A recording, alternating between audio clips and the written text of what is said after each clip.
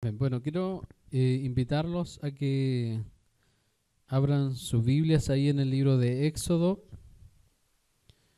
Éxodo es el segundo libro de las Escrituras.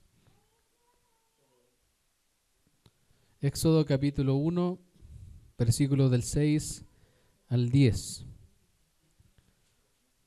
Lo que ustedes ven acá en este mapa es lo que se conoce como el mundo de los patriarcas, el tiempo de los patriarcas de la Biblia. Y Éxodo capítulo 1, versículo del 6 al 10. Así que, así como están ahí en sus asientos, le vamos a dar lectura a la palabra del Señor. Dice así: Y murió José y todos sus hermanos y toda aquella generación. Y los hijos de Israel fructificaron y se multiplicaron, y fueron aumentados y fortalecidos en extremo, y se llenó de ellos la tierra. Entre tanto, se levantó sobre Egipto un nuevo rey que no conocía a José, y dijo a su pueblo: He aquí, el pueblo de los hijos de Israel es mayor y más fuerte que nosotros. Ahora pues seamos sabios para con él, para que no se multiplique, y acontezca que viniendo guerra, él también se una a nuestros enemigos y pelee contra nosotros y se vaya de la tierra. Amén. Haciendo una breve recapitulación de nuestro último sermón, quiero recordarles que este viaje que hemos iniciado, denominado de Egipto a la tierra prometida, comenzó con Abraham cuando fue llamado en Ur de los Caldeos a salir a Canaán. ¿Se acuerdan ustedes dónde estaba Ur de los Caldeos? Aquí abajo. Aquí el Señor llamó a Abraham y la Escritura después nos dice que salió para Harán y después llegó a la tierra de Canaán. Luego Abraham recibió la promesa mientras vivió como extranjero en la tierra prometida. Él recibe la promesa de que iba a ser padre de muchas naciones, de que iba a tener a Isaac. Y ahí en Génesis capítulo 12 dice: Pero Jehová había dicho a Abraham: Vete de tu tierra y de tu parentela y de la casa de tu padre a la tierra que te mostraré. Y haré de ti una nación grande y te bendeciré y engrandeceré tu nombre y serás bendición. Eso fue lo que el Señor le había dicho a Abraham cuando Abraham se encontraba acá en Ur de los Caldeos. Todo esto que está acá es Mesopotamia. Todo eso es lo que era antiguamente Mesopotamia. Así que para que ustedes se hagan ahí una idea de lo que era geográficamente la tierra de Abraham y los patriarcas. Luego Abraham fue bendecido con Isaac, su hijo, e Isaac tuvo a Jacob. Y después vemos que hay una gran hambruna en Canaán que hace ir a Jacob o a Israel, ya en ese entonces, junto a sus hijos, a Egipto, cuando José, hijo de Jacob, se había convertido en el primer ministro de Egipto. Y aquí Génesis capítulo 47, versículo 27 dice: Así habitó Israel en la tierra de Egipto, en la tierra de Gosén, y tomaron posesión de ella, y se aumentaron y se multiplicaron en gran manera. Es decir, partimos acá en Ur con Abraham, luego Harán, luego Abraham llega a Canaán, luego nace Isaac, luego nace Jacob. Jacob tiene a sus hijos y los hijos venden a José. José se va a Egipto, hay una gran hambre en Canaán y José manda a buscar, cierto, toda su gente y se quedan aquí en esta tierra al norte de Egipto, que es Gosén, que está ahí cerca del río Nilo. Así que ahí estamos, aquí estamos ahora, y es así como llegamos ahora a Éxodo, en nuestros versos centrales de hoy. Eso quiere decir que ya estamos en Egipto, ya podemos decir que vamos hacia la tierra prometida, pero vamos a pasar mucho antes de llegar a la tierra prometida. Así que vamos a revisar los textos que hemos leído, y el primer punto que quiero tocar es un nuevo rey en Egipto. Y nos dice aquí Éxodo, quédense ahí conmigo en Éxodo porque vamos a ir de Éxodo 1, vamos a ir después al capítulo 2, así que quédense ahí en Éxodo y vaya leyendo conmigo. Y Éxodo capítulo 1, versículo 6 dice: y murió José y todos sus hermanos y toda aquella generación, y los hijos de Israel fructificaron y se multiplicaron, y fueron aumentados y fortalecidos en extremo, y se llenó de ellos la tierra.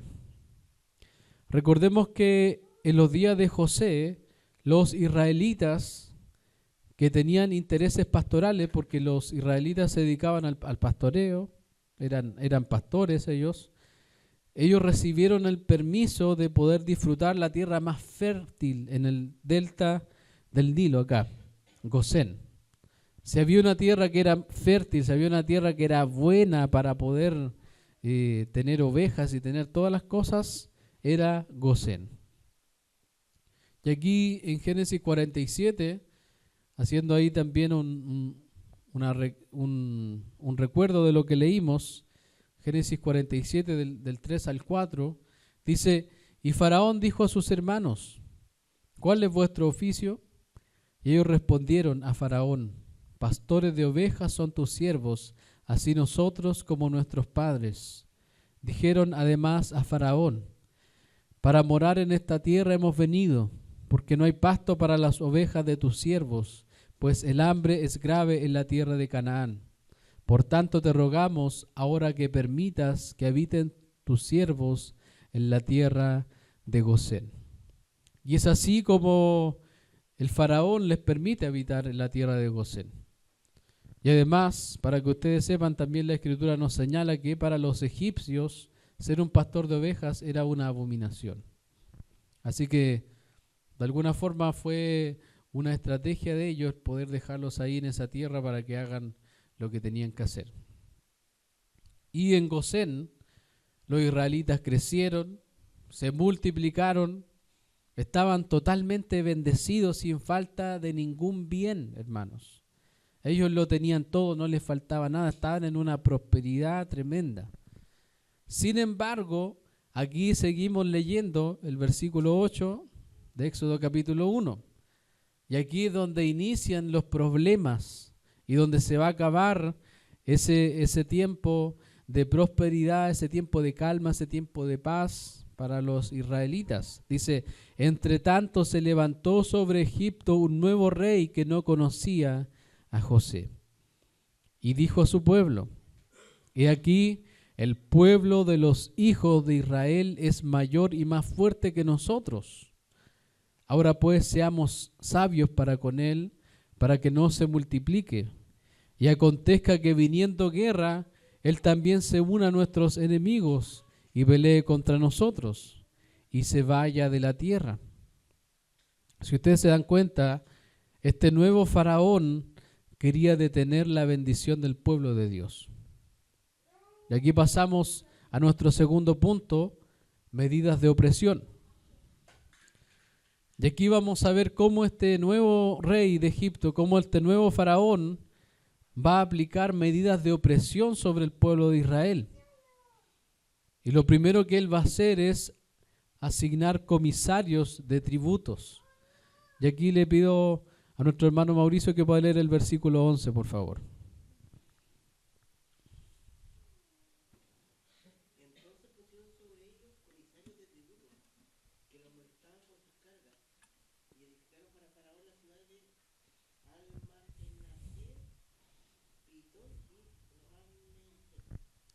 Amén. Esta es la primera medida de este nuevo faraón. Y yo creo que aquí y en aquel tiempo no hay cosa más importante que moverse en libertad, ¿cierto? Pero ahora ellos tenían sobre ellos comisarios. Eran como policías, eran capataces que antiguamente lo que hacían era llevar varas para poder castigar a aquellos que no se querían someter a lo que les querían decir. Ellos usaban las varas para golpear o picar también a los que se oponían a pagar los impuestos. No solamente los molestaban, sino que ahora debían pagar por vivir ahí en Gosén. Porque cuando ellos recién fueron puestos ahí, no había ningún impuesto que pagar, no había ningún tributo que pagar, sino que todo era absolutamente gratis, porque obviamente eran la familia del primer ministro, era la familia de José. Y para que ustedes sepan, todos los edificios públicos o reales en el antiguo Egipto fueron construidos por esclavos. Incluso en algunos de ellos, en algunos de estos edificios, se colocaba una inscripción de que a ningún ciudadano libre se había ocupado en este empleo de esclavos. Imagínense eso, porque hoy día no tenemos, por ejemplo, construcciones hechas por esclavos, sino que todos son obviamente empleados, son constructores, pero en ese tiempo todas las construcciones las hacían los esclavos. Entonces, edificaron a Faraón las ciudades de abastecimiento, y esos dos lugares de almacenaje estaban en la tierra de Gosén y estaban situados cerca de una frontera sujeta a invasiones, por lo tanto eran ciudades fortificadas. Y vamos a ver cuál era el resultado, porque uno podría decir ya, este nuevo faraón aplica estas medidas y algo quizás va a cambiar, quizás el pueblo va a dejar de prosperar. Pero fíjense lo que dice el versículo 12. Pero cuanto más los oprimían, tanto más se multiplicaban y crecían, de manera que los egipcios temían a los hijos de Israel. Y los egipcios hicieron servir a los hijos de Israel con dureza, y amargaron su vida con dura servidumbre en hacer barro y ladrillo, y en toda labor del campo, y en todo su servicio, al cual los obligaban con rigor. ¿Cuál era el oficio de los israelitas? Ser pastores. Ellos jamás habían hecho este tipo de trabajos. Ellos jamás habían hecho eso. El uso del ladrillo cocido al sol era universal en el Alto y el Bajo Egipto, tanto para edificios públicos como privados, todos menos los templos mismos que eran de ladrillo crudo. Para que ustedes sepan, se han descubierto muchos ladrillos que llevan el nombre de Thotmes III, que se supone que era el rey de Egipto en el tiempo del Éxodo, que ningún otro periodo cualquiera. Eso es algo muy, muy importante que también nos ayuda a entender de que lo que pasó en el Éxodo, lo que pasó en la historia que estamos leyendo, es una historia verídica. Así que no estamos leyendo aquí fábulas. Grupos de los fabricantes de ladrillos se ven retratados en los antiguos monumentos con capataces. Algunos de estos están a pie, otros sentados junto a los trabajadores con sus varas levantadas en sus manos. Uno ve todo este arte egipcio y que también ha sido encontrado y cómo trabajaban estos capataces o comisarios con los esclavos. Esa fue la primera medida. Ahora vamos a la segunda medida que tomó el faraón: parteras comisionadas. Ahí en el versículo 15. Y habló el rey de Egipto a las parteras de las hebreas, una de las cuales se llamaba Cifra y otra Fúa. Y les dijo: cuando asistáis a las hebreas en sus partos y veáis el sexo, si es hijo, matadlo, y si es hija, entonces viva. Les voy a leer la Reina Valera antigua, porque ahí en el verso 16, la Reina Valera 1960 se come algunas cosas importantes del hebreo, porque acuérdense que esto fue escrito en hebreo. Y la Reina Valera antigua dice: cuando partareis a las hebreas y mirareis los asientos. Si ustedes se dan cuenta, en la Reina Valera no habla de asientos. Hay otras versiones que dicen los lechos. Y dice: y mirareis los asientos, si fuere hijo, matadlo, y si fuere hija, entonces viva. Algunos creen que los asientos eran asientos bajos sobre los cuales se sentaban las parteras al lado de la cama de las hebreas, y que como podrían fácilmente descubrir el sexo, entonces cuando aparecería un varón tenían que estrangularlo sin que los padres lo supieran. Mientras que otros son de la opinión de que los asientos eran piletas de piedra al otro lado del río, las cuales cuando el niño era lavado tenían que botarlo como si fuese algo accidental. Y aquí lo que vemos es prácticamente el primer genocidio en la historia bíblica. En este caso, varones al nacer. Sin embargo, algo ocurrió. Fíjense lo que pasó en el versículo 17. Pero las parteras temieron a Dios y no hicieron como les mandó el rey de Egipto, sino que preservaron la vida a los niños. Te pregunto yo, ¿qué harías si la persona más poderosa de este mundo te ordenara hacer algo que va en contra de Dios? ¿Qué harías tú? En este caso, el faraón, la persona con más poder en la tierra, porque en ese momento de la historia, Faraón era la persona más poderosa de todo el mundo. No había nadie como él, no había nadie a la altura del faraón. Él, por así decirlo, era el mayor dios del mundo. Nadie estaba sobre él, era el más soberano de la tierra. Pero estas parteras habían decidido temer a Dios. Eso me recuerda a Hechos capítulo 5, cuando se les prohíbe a los apóstoles predicar el evangelio, pero ellos declararon que es necesario obedecer a Dios antes que a los hombres. Tú y yo hemos sido llamados a ir en contra de este mundo, aunque eso nos cueste la vida. A eso hemos sido llamados. Es por eso que cuando uno de nuestros hermanos se convierte en una nación islámica, es muy probable que vaya a pasar por muchas cosas. Lo van a desheredar, lo van a desterrar, lo van a sacar de su familia, porque está aborreciendo a Alá y a su profeta Mahoma, y posiblemente va a terminar en una cárcel esperando una sentencia. Mateo 16, del 25 al 26.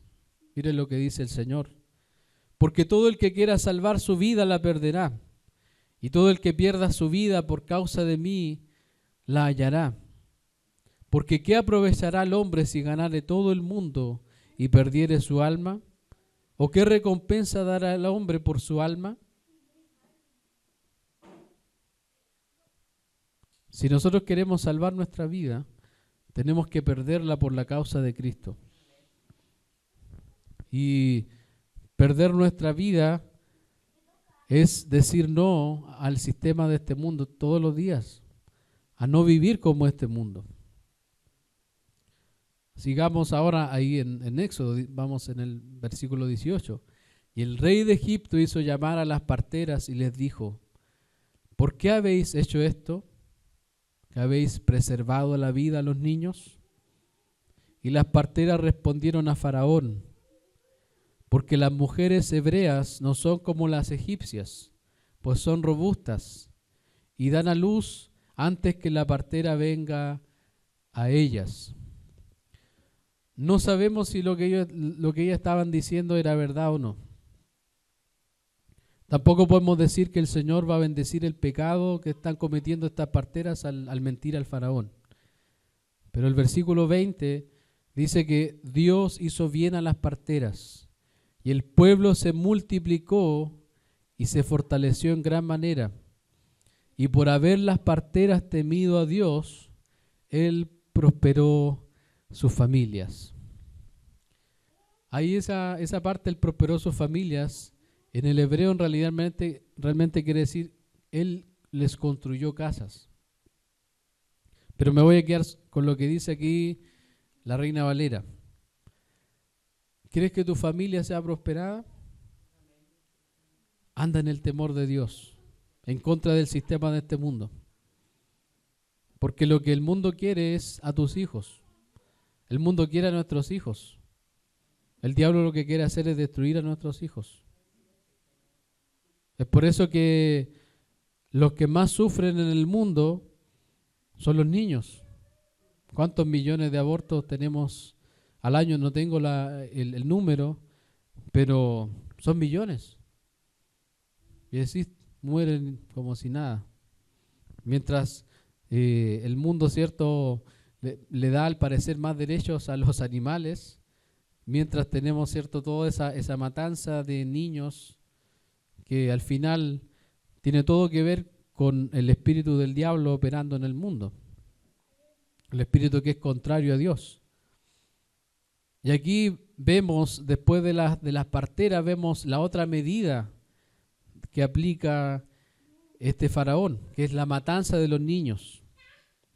Entonces Faraón, dice el versículo 22, mandó a todo su pueblo diciendo, echad al río a todo hijo que nazca, y a toda hija preservad la vida.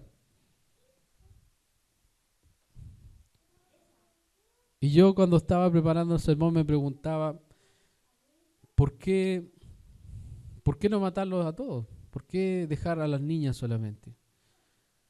Y aquí fíjense lo que dice Calvino en su comentario. El tirano, al descubrir que sus trampas y engaños no sirvieron de nada, ahora se sacude el miedo y vuela a la violencia abierta, ordenando que los pequeños sean arrancados del pecho de sus madres y arrojados al río. Para que no falten verdugos, da este encargo a todos los egipcios. Si ustedes se dan cuenta,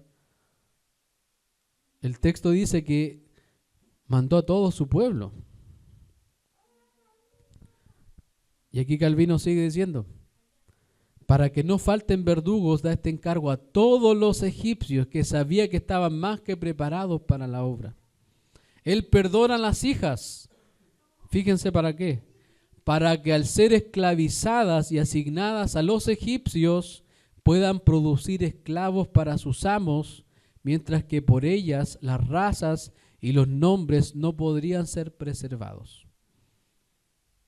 Por eso. Porque acuérdense de quién eran los jefes de la familia, los hombres. Y sin hombres no hay una continuación de la raza. Y sin un israelita, piensen si todos los niños israelitas hubiesen muerto, ¿qué hubiese pasado? ¿Hubiese venido nuestro Salvador? ¿No, cierto? ¿Ven? Punto 3, ya saltamos a Éxodo capítulo 2. Y aquí entramos a nuestro punto 3, Moisés escondido. Un varón de la familia de Leví fue y tomó por mujer a una hija de Leví, la que concibió y dio a luz un hijo, y viéndole que era hermoso, le tuvo escondido 3 meses. Las medidas que los padres tomaron eran inspiradas no solo por el afecto paternal que ellos tenían, sino por una firme fe en que las bendiciones de Dios harían prosperar sus esfuerzos por salvar al infante. Recuerden que los niños eran los que iban a llevar la familia del pacto adelante. Quédese ahí en Éxodo, yo les voy a leer aquí Hechos capítulo 7, versículo 20. Dice, en aquel mismo tiempo nació Moisés y fue agradable a Dios, y fue criado 3 meses en casa de su padre.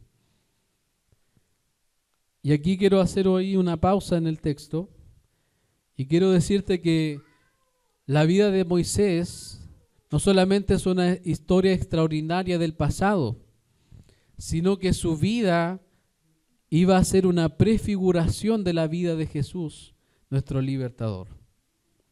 Porque, ¿qué pasó cuando Jesús nació? ¿Qué hizo el rey Herodes? Mandó a matar a los niños. Entonces uno no puede decir la vida de Moisés y la vida de Jesús no se parecen en nada, sino que Moisés nos está prefigurando lo que Cristo iba a hacer miles de años después. Y aquí escuchen el relato en Mateo capítulo 2, versículos del 13 al 16. Después que partieron ellos, he aquí un ángel del Señor apareció en sueños a José y dijo: levántate y toma al niño y a su madre y huye a Egipto y permanece allá hasta que yo te diga, porque acontecerá que Herodes buscará al niño para matarlo. Y él despertando tomó de noche al niño y a su madre y se fue a Egipto. Y estuvo allá hasta la muerte de Herodes, para que se cumpliese lo que dijo el Señor por medio del profeta, cuando dijo: de Egipto llamé a mi hijo. Y aquí solamente como un otro paréntesis dentro del paréntesis. Cuando el Señor dice de Egipto llamé a mi hijo, está hablando de cuando el Señor saca al pueblo de Israel de la esclavitud. Pero ahora el Señor está diciendo, esa profecía va más allá y tiene su cumplimiento final en Cristo. Porque Jesús es el Israel. Jesús es el Israel de Dios. Herodes entonces, cuando se vio burlado por los magos, se enojó mucho y mandó a matar a todos los niños menores de ¿qué? Que dice de veras que no lo está leyendo, perdón. A todos los niños menores de 2 años que había en Belén y en todos sus alrededores, conforme al tiempo que había inquirido de los magos. Es decir, que hubo una matanza también muy grande. No sabemos cuántos niños murieron, pero sin duda alguna murieron muchos niños, porque no era una sociedad de Occidente, donde muchas veces no hay un deseo por tener hijos ni nada de eso. Esta otra sociedad, muchos niños naciendo. Y digo esto porque este viaje de Egipto a la tierra prometida es nuestro viaje. Es el viaje que Cristo nos permite vivir para librarnos de la esclavitud. Y aquí volvemos a Éxodo, así que sigamos en Éxodo. Pero no pudiendo ocultarle más tiempo, tomó una arquilla de juncos, una canasta de juncos de papiro, y la calafateó con asfalto y brea. La recubrió con brea y con resina. Es decir, la impermeabilizó para que pudiera resistir en el agua. Dice, y colocó en ella al niño y lo puso en un carrizal a la orilla del río. Y una hermana suya se puso a lo lejos para ver lo que acontecería. ¿Alguien sabe cuál era el nombre de la hermana de Moisés? Miriam. Miriam, ¿y el hermano cómo se llamaba? Aarón, sí. Entonces aquí tenemos a Miriam entre 10 o 15 años, por lo que se nos dice ahí, por lo que se hacen los cálculos, 10 años, 15 años, entre esa edad. Y quiero que nos detengamos un momento, porque fíjense cómo el relato bíblico nos está mostrando puras mujeres. No sé si se están dando cuenta. Este mensaje es para puras mujeres. Dice, porque primero las parteras temieron a Dios, luego la madre de Moisés, quien puso a su hijo en una canasta y lo ocultó entre los juncos Fíjense, ¿alguien ha visto los juncos? Son esas cosas, ¿cierto?, que crecen en la humedad. Era una canasta de juncos y lo puso entre los juncos. Es decir, lo está camuflando, lo está ocultando. Y en ese mismo río era donde miles de niños eran arrojados por los comisarios egipcios, por los egipcios. Y ahí también estaba Miriam, su hermana, una guardiana de su hermano. O sea que fíjense, las mujeres las mujeres son siervas de Dios. Eso nos está mostrando la Escritura. Fíjense, y aquí aparece otra mujer en la escena, en el verso 5. Y la hija de Faraón descendió a lavarse al río. Y paseándose sus doncellas por la ribera del río, al parecer era como algo o algún ritual egipcio. Dice, vio ella la arquilla, vio ella la canasta en el carrizal y envió una criada suya a que la tomase. Y cuando la abrió, vio al niño y aquí que el niño lloraba. Aquí tenemos a quién, a la hija de quién, del faraón. ¿Y qué había ordenado el faraón? Matar a todos los niños, ¿cierto? ¿Qué debía hacer esta hija? ¿Qué debía hacer esta mujer? ¿Y qué dice el texto? Fíjese lo que dice el texto. Que alguien lo lea, la parte que falta. Y teniendo...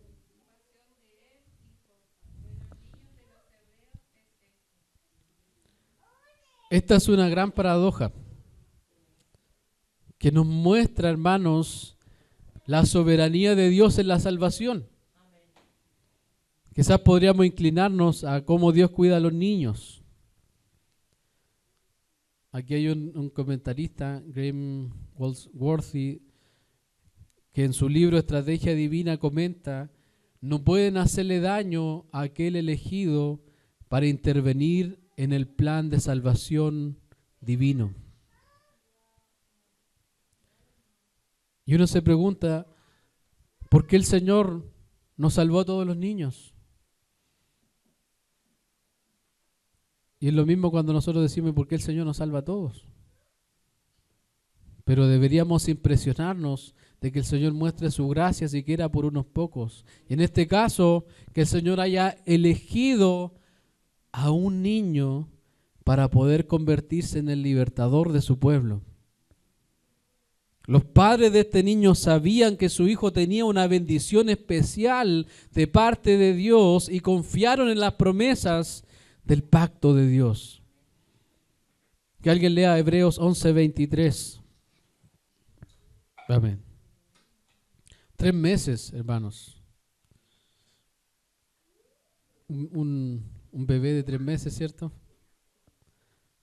Que duerme todo el día, que toma pecho, ¿cierto? Fue escondido por sus padres.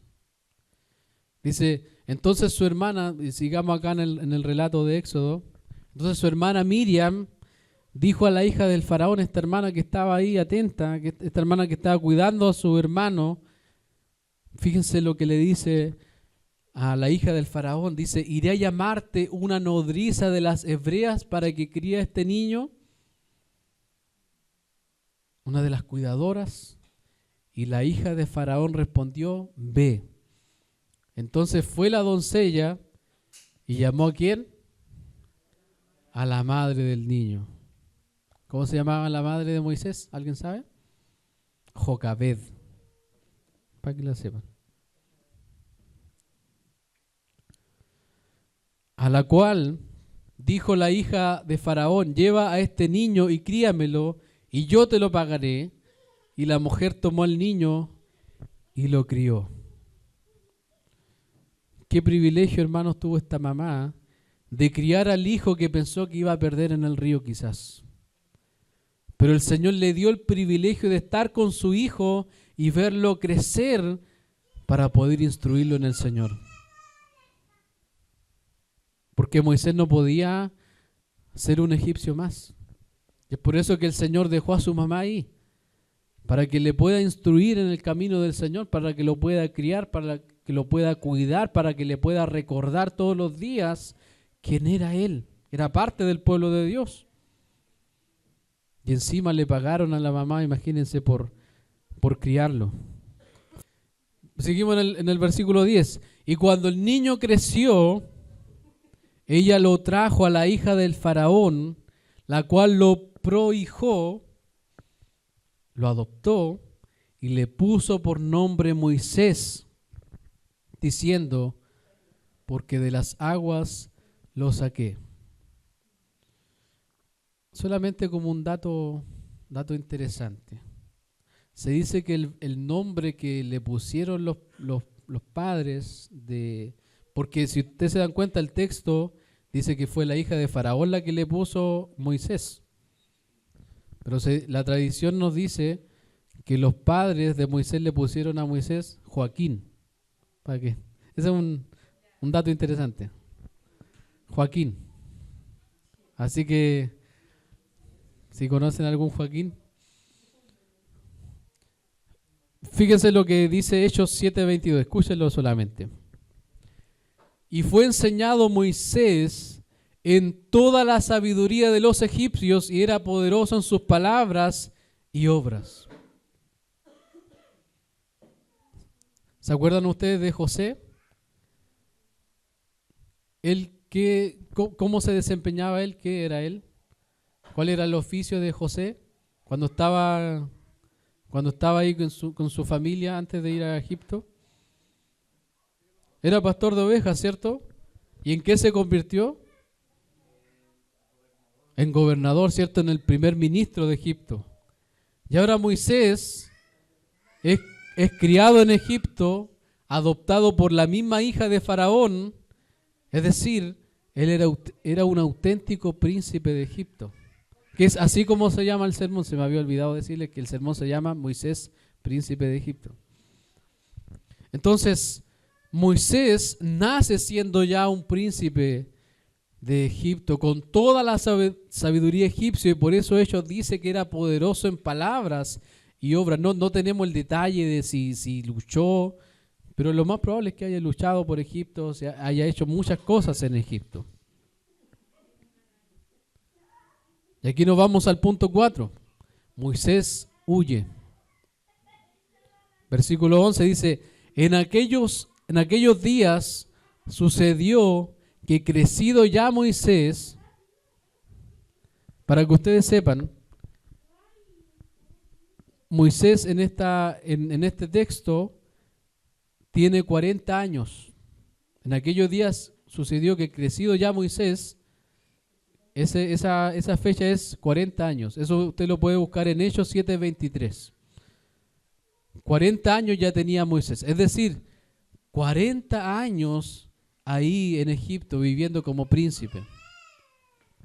Dice que salió a sus hermanos y los vio en sus duras tareas. Que observó a un egipcio que golpeaba a uno de los hebreos, sus hermanos. Entonces miró a todas partes y viendo que no parecía nadie, mató al egipcio y lo escondió en la arena. Nos podemos preguntar, ¿por qué si Moisés estaba en una posición tan favorecida en Egipto se le ocurrió hacer esto? Es como que te dan a algunos extranjeros, los presidentes de las naciones le dan ellos mismos la nacionalidad, y es como que este extranjero se pone a cometer algún delito que dañe todo lo que han hecho y que lo obligan obviamente a sacarlo del país. Yo creo que a cualquier persona en una situación de tanto privilegio se le ocurriría hacer algo que ponga en peligro todo eso, ¿cierto? Hemos visto, ¿cierto?, cómo personas que lucharon por llegar a un puesto en una empresa, después lo pierden todo por cosas que no debían hacer, porque pusieron en riesgo su puesto. Y el verso 13 sigue diciendo, al día siguiente salió y vio a dos hebreos que reñían. Entonces dijo el que maltrataba al otro, ¿por qué golpeas a tu prójimo? Y él respondió, fíjense cómo los hermanos de Moisés le respondieron, ¿quién te ha puesto a ti por príncipe y juez sobre nosotros?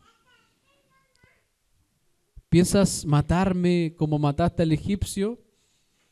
Entonces Moisés tuvo miedo y dijo, ciertamente esto ha sido descubierto. Oyendo Faraón acerca de este hecho, procuró matar a Moisés, pero Moisés huyó de delante de Faraón y habitó en la tierra de Madián. Y aquí uno podría decir, Moisés mató a un egipcio y ¿por qué huyó? Por haber cometido ese crimen. Si él era el príncipe de Egipto, si él hubiese querido, él se hubiese quedado ahí, ese crimen hubiese pasado como si nada. Pero algo más pasó ahí. No solamente que él huyó de Egipto solamente. Es en Hebreos, y aquí quiero que nos vayamos a Hebreos. Acompáñenme a Hebreos. Hebreos capítulo 11, versículos 24 al 27.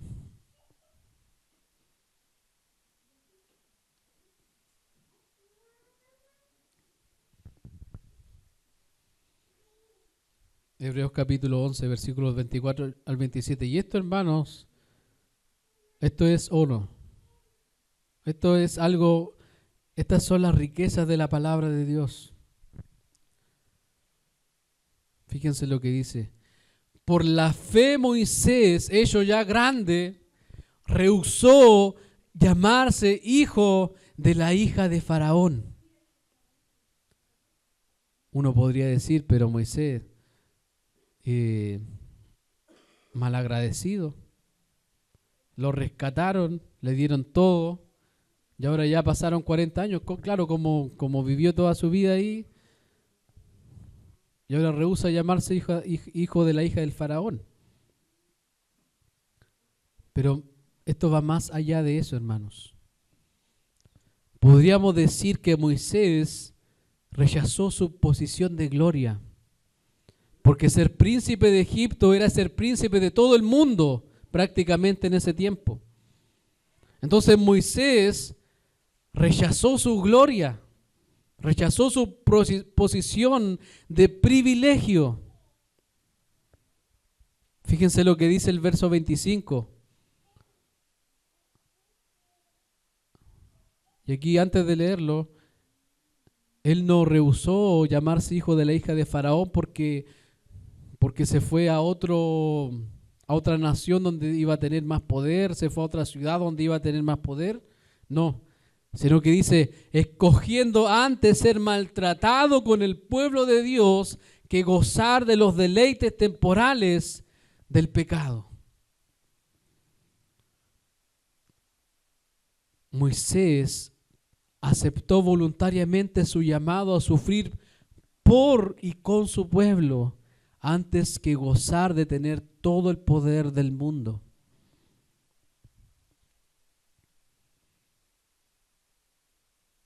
El versículo 26 dice, teniendo por mayores riquezas el vituperio de Cristo que los tesoros de los egipcios, porque tenía puesta la mirada en el galardón.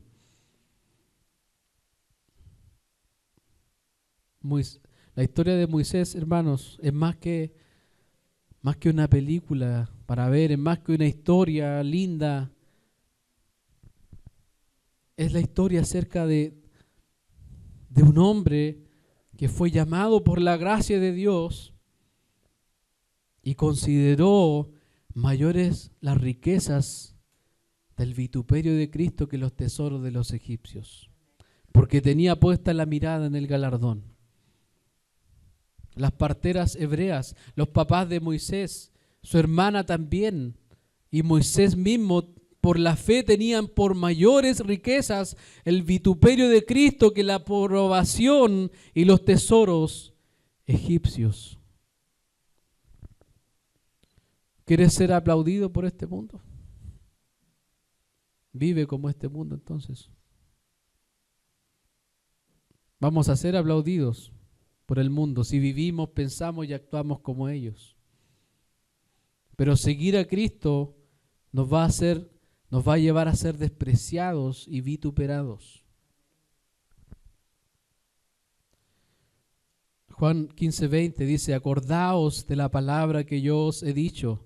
El siervo no es mayor que su Señor. Si a mí me han perseguido, también a vosotros os perseguirán. Si han guardado mi palabra, también guardarán la vuestra.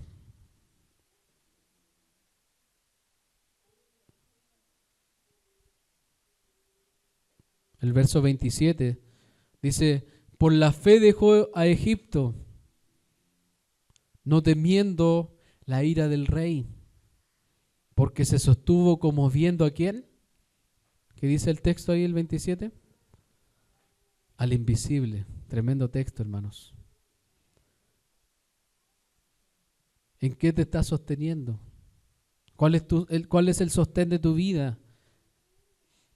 ¿Cuál es tu roca firme?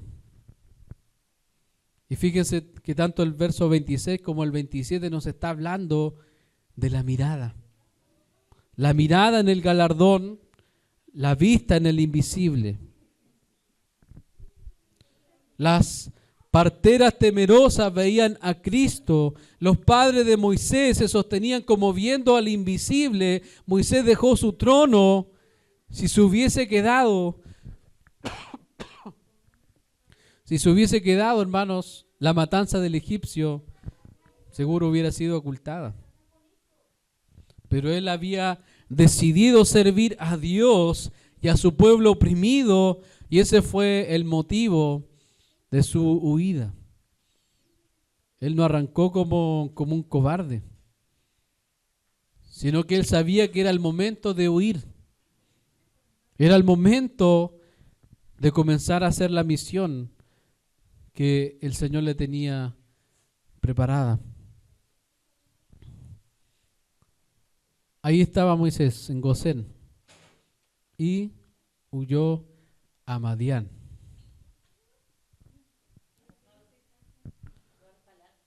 Hermanos, nuestra mirada puesta en el lugar correcto nos va a llevar a vivir en contra del pecado y buscando siempre la gloria de Dios sobre la aprobación de los hombres, aunque eso nos cueste amigos o posiciones. Y uno podría decir, no importa. Pero la verdad es que, hermanos, muchas veces incluso dentro de nuestra propia familia, nosotros vamos a tener que llevar adelante el galardón de Cristo. Acuérdense de Josué. Josué va a aparecer más adelante en este viaje. Pero Josué, él dijo: yo y mi casa serviremos al Señor. Y él lo dijo con plena convicción.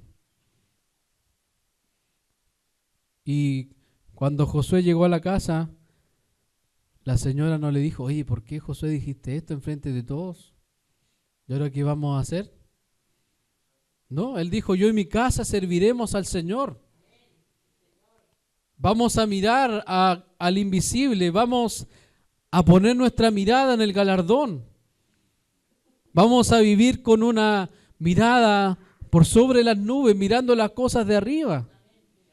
Porque qué fácil es llevar un hogar como cualquiera de nuestra sociedad. Es muy fácil llevar un hogar sin los valores de Cristo. ¿Sí, hija? Después. Hermanos, nuestra mirada puesta en Cristo nos va a llevar a vivir de una forma que incluso tú mismo te vas a sentir incómodo, pero al final siempre va a ser lo mejor. Aunque tengas que huir de ese lugar. A eso nos lleva el Señor. Fíjense, Moisés rechazó su posición de gloria. Moisés aceptó voluntariamente su sufrimiento por su pueblo. Y para Moisés era mayor las burlas que todos los tesoros de los egipcios. ¿A qué le recuerda esa historia? Jesús dejó su gloria. Jesús aceptó voluntariamente sufrir por su pueblo. Y dice la Escritura en Hebreos capítulo 12 que Jesús, por el gozo puesto delante de él, sufrió la cruz menospreciando las burlas y se sentó a la diestra del trono de Dios. Esa es la vida a la cual nosotros hemos llamado a vivir. Y eso es lo que esta parte del viaje nos muestra. Que podemos tener la mejor posición en este mundo, pero cuando somos llamados por Dios, el Señor nos hace dejar esa vida. Y ahora tenemos una nueva vida en Cristo, una nueva vida para su gloria, una vida transformada que va caminando en fe hacia la tierra prometida. Pónganse de pie, vamos a orar al Señor.